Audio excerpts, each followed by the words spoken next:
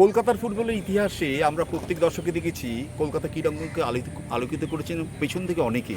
কাকে ছেড়ে কার কথা বলি থাক তাদের নাম, তবে এই মুহূর্তে যাকে অস্বীকার করা যাবে না, যাকে স্বীকার করছে সমস্ত ক্রীড়ামহল, তিনি হলেন শ্যামনগরের নবাব ভরছাস। যদি বলেন কীরকম, এই যে দেখছেন যত আদিবাসী ফুটবলার, এই যে দেখছেন যে গ্রামে বাংলায় খেলাটাকে ছড়িয়ে দেওয়া, সব ভাবনার মূলে কিন্তু এই মানুষটি।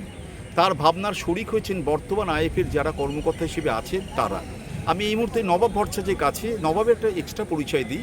নবাব খুব বড় বংশের ছেলে। আমি জানি তার দাদু, বাবা তোমাদের অ্যাকচুয়ালি বংশ পরিচয়টা একটু দাও। অনেকে ঠাকুরদাদা, আমার ঠাকুরদাদা হচ্ছেন হরপ্রসাদ শাস্ত্রী। ভাবা যায় কত বড় সেই রক্ত তোমার শরীর। নামে নিজে ধন্য, পিতৃ নামে আধা, শ্বশুরের নামে যে ধন্য সে বেটা গাধা।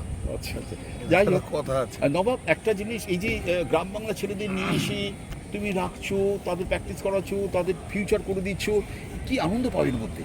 একটা ক্লাব করলে কিছু লাভ হবে না, এরকম যদি 10টা ক্লাব করে তাহলে বাংলা, আমার বক্তব্য হচ্ছে বাংলা হচ্ছে ইন্ডিয়ান ফুটবলের ব্রাজিল। প্রতি ঘরে প্লেয়ার, প্রত্যেকটা লোক ফুটবল বোঝে, রাস্তা দিয়ে যে যায় সেও খেলা দেখে বলতে পারে এই স্টপারটা কোথায় পাস দেওয়া উচিত ছিল, এই হাফটা কোথায় পাস দেওয়া উচিত ছিল, ওই স্ট্রাইকারটা কোথায় দাঁড়ানো উচিত ছিল। রাস্তায় ঘাটে আজকে একটা ধাবাতে খেতে বলেছি, ওখানে 3-4 জন এসে দেখা করছে, তারা একসময় খেলতো, আমি চিনি না, তারা ছেড়ে। তো এইটা হচ্ছে বাংলার ফুটবলের popularity.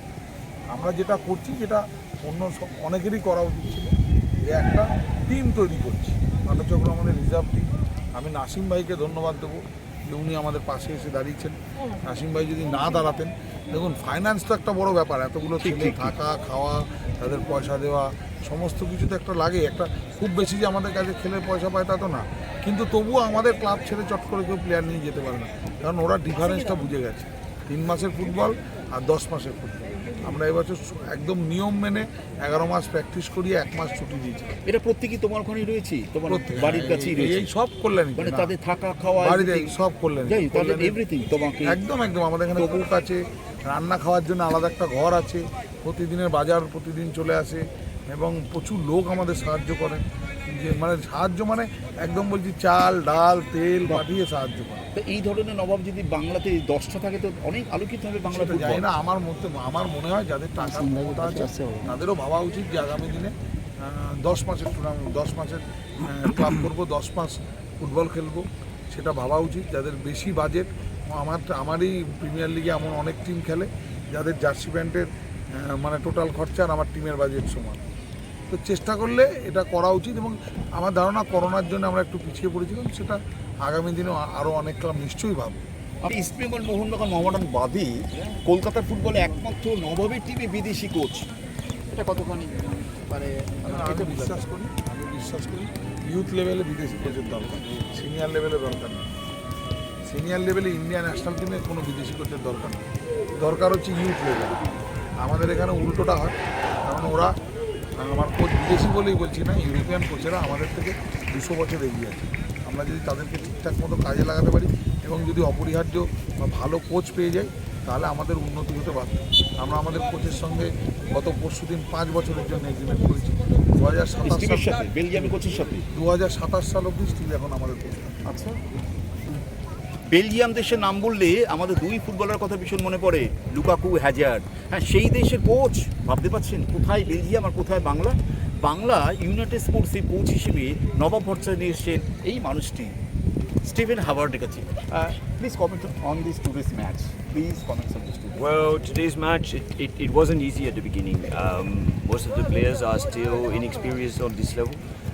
But we are trying to give them a chance, because at the end they're in our project for United Sports Club. A lot of these players will make a step over, if it is next season, if it is the seniors after. So it's not easy for them. Most of them never played on this level, so they're trying to look to solutions. But first half was too direct football. I know we tried to talk to them, to tell them to play more football like we want to, but it's a process. You can't change suddenly football or the mind of players within 1 or 2 days. Even within 1 month, it's not possible. So at the end, it takes time. It takes time, and you saw, especially also, this is now the 3rd game they are playing. First game they lost, they were under pressure, it was very difficult playing. Second game they do a draw in the week. We were there also to watch in the meantime, and now they do a win. So let us hope that step by step the results are coming.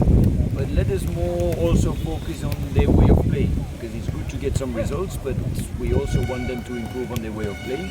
Because if they want to make the step over to United, they still need to make some steps. Our last question, what is the way to develop our Bengal football? Well, I don't just look on Bengal football, I look at Indian football if possible. Yes. Because at the end, it's all about grassroots. We are now here at Kalyani, the Kalyani Academy is training right now. It's all about these young players who need to have a long-term development. Okay. And long-term development, I was just talking to some people here, it's very easy. In Belgium, our under 6, 5-year-olds, 4, 5-year-olds, they are playing from September to March, April. We CFL, we are playing 1 month. But how do you develop players? How do you give a chance to these boys who are training here right now? How do you give them a chance to develop and become a senior player who is playing every week for 8-9 months like he goes everywhere in the world? So there it starts. You need to focus on your grassroots, and then there needs to be an end where they can actually play. Because we get requested for thousands of players, Bengal players, who all want to come to us because they don't find teams. But here you have, maybe in Bengal, you have, I think, around 550 teams, something like that. Belgium, who only has 11 million people, We got over 5,500 clubs, all with youth development. Every club needs to have youth development in Belgium, otherwise you are another club. So that makes a huge difference, because every player at the end, if you are 20, 25, 30, you all find teams to play. And you all play 9 months on your level. Maybe it's a lower level, maybe it's a higher level. You all have the possibility to play. And here you don't, because I know a lot of 18, 19, 20-year-olds who are still looking for teams now, and they are not able to play. So what do? They all go to Cape, they all go and earn their money over there. But is that the answer? That's what I ask myself every time, because they play every day, they get injured, they get tired, and there is no development possible. So us at United, we trained with our players for around 10.5 months.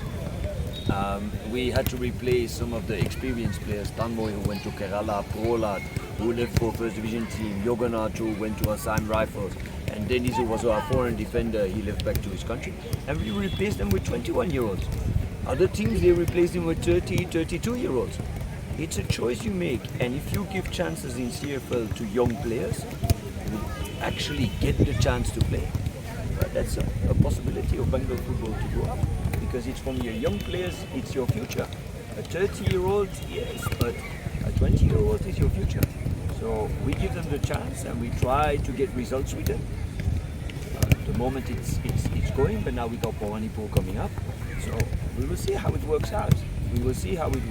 But youth development, grassroots, that's your future. আপনারা শুনলেন, একটা কথা ভীষণ ভালো বলেছে, Belgium একটা ছোট দেশ, ভারতবর্ষ এত বড় দেশ, এত জনসংখ্যা, সেই বেলজিয়াম কিন্তু দাঁড়িয়ে আছে ইউথ ডেভেলপমেন্টের উপরে। উনি বারবার বলছেন ছোটদের প্রশিক্ষণ করাতে হবে, ইউথ ডেভেলপমেন্টকে ভাবতে হবে, তাদের দীর্ঘমেয়াদী কোচিং করাতে হবে কোচদের কাছে। আপনারা কী করছেন? আপনাদের টুর্নামেন্ট হওয়ার জাস্ট 1 মাস আগে কোচকে আনছেন, এনে প্র্যাকটিস করাচ্ছেন, ব্যাস হয়ে যাচ্ছে। এতে ডেভেলপমেন্ট হবে না, একটা সময় দরকার, একটা লং টাইম দরকার, লং পিরিয়ড দরকার, যাতে কোচ তার স্বাধীনতার সাথে সে প্র্যাকটিস করিয়ে এই ছোটো ছোটো বাচ্চাদেরকে তুলে আনতে পারে। তাই ইউথ ডেভেলপমেন্টে জোর না দিলে ভারতীয় ফুটবল কেন, বাংলার ফুটবল কেন, কোনো ফুটবল এগোবে না। ভারী সুন্দর কথা বললেন, thank you, see you again. আমি কথা বললাম বেলজিয়ামের প্রশিক্ষক স্টিভের সাথে, যিনি কলকাতার ইউনাইটেড স্পোর্টস দলের প্রশিক্ষণের দায়িত্বে আছেন, এবং বকলমে আজকে যে পাঠচক্র হলো সেই দলেরও প্রশিক্ষণের দায়িত্বে আছেন। Thank you, see you again. Okay sir, okay.